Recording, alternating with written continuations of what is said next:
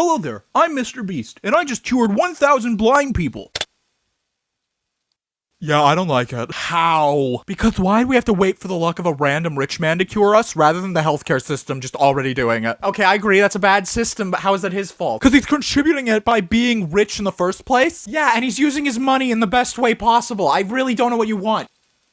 Well, he's exploiting them. Look at these thumbnails. This is just, If I'm allowed to see my children again, he can use my picture in the fucking thumbnail. That sounds like very little, honestly. Don't fall for it. This is all just a fucking PR move to look good for his ego. And? What? Okay, listen, I'm gonna play an exact scenario of what he would be doing if he did what you asked. Hello there. I was going to cure you of blindness, but people would call me a narcissist using you for attention, so I'm going to keep you blind. Goodbye. Did he leave the room?